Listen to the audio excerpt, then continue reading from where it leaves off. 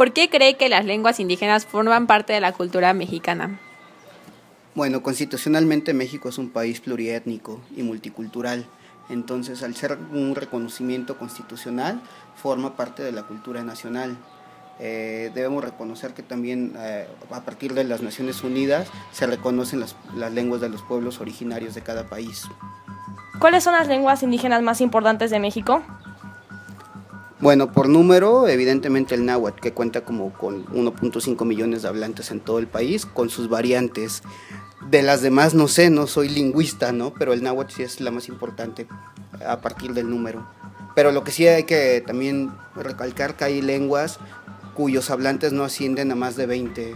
Entonces, hay más o menos 65 grupos étnicos, más o menos el mismo número de lenguas, y hay como 10 en peligro de extinción que tienen unos cuantos hablantes nada más. ¿Considera que la conservación de las lenguas indígenas en México es importante y por qué? Finalmente forma parte de la riqueza cultural del país y cualquier vestigio, cualquier rasgo de nuestros antepasados, yo creo que merece la pena que se rescate y que se conserve. Hay como distintos esfuerzos de instituciones y de personas y de asociaciones por rescatarlas, recuperarlas y registrarlas, ¿no? En el caso, por ejemplo, de Tabasco, que es de los lugares donde tengo un poquito de conocimiento, de experiencia, hay esfuerzos por la conservación de danzas y de lenguas y de rituales, incluso de origen prehispánico. Entonces yo considero que debe ser un esfuerzo en todos los estados y un esfuerzo nacional.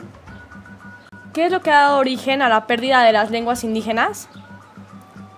Yo creo que una de las cosas que han sido como bien importantes para la pérdida es la discriminación.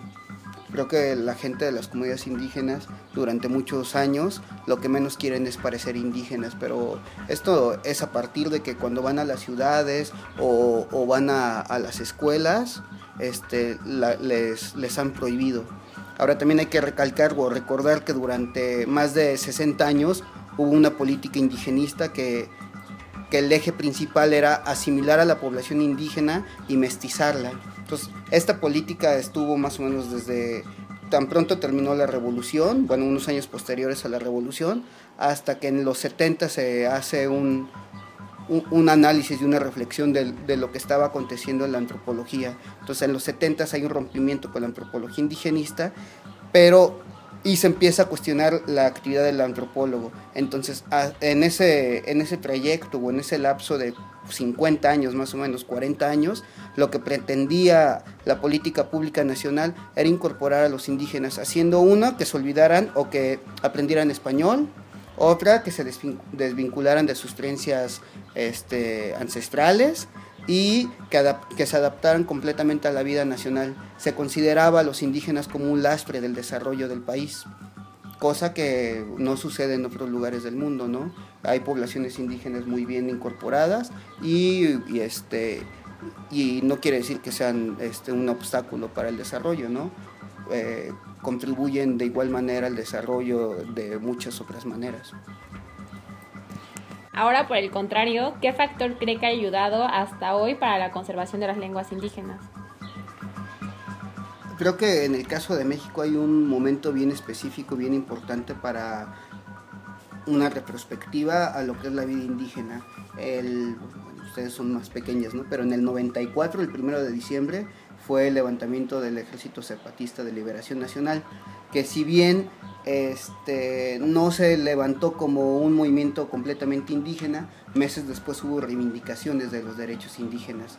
Creo que ese punto hace que la sociedad mexicana en su conjunto dé una mirada a lo que está pasando en las comunidades indígenas, no solo de Chiapas, sino de Guerrero, Oaxaca, San Luis Potosí, Jalisco, de muchos estados donde hay fuerte presencia indígena y que parecía que se había desdibujado.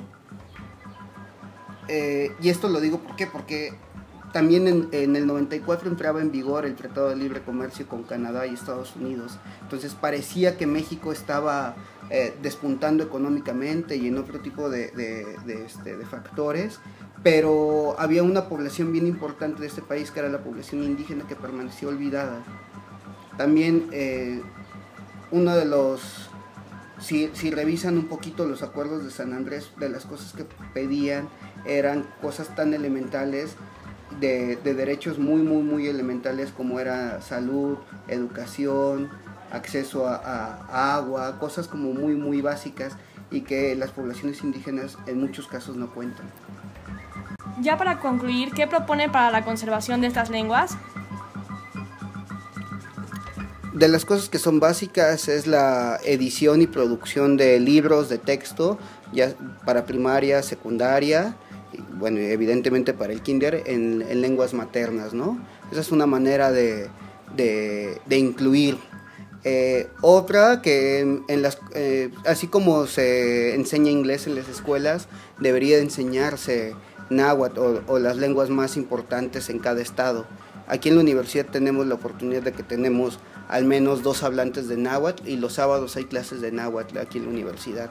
Entonces, si estamos preocupados en aprender lenguas extranjeras, también deberíamos de preocuparnos por aprender un poquito lenguas maternas de nuestro país.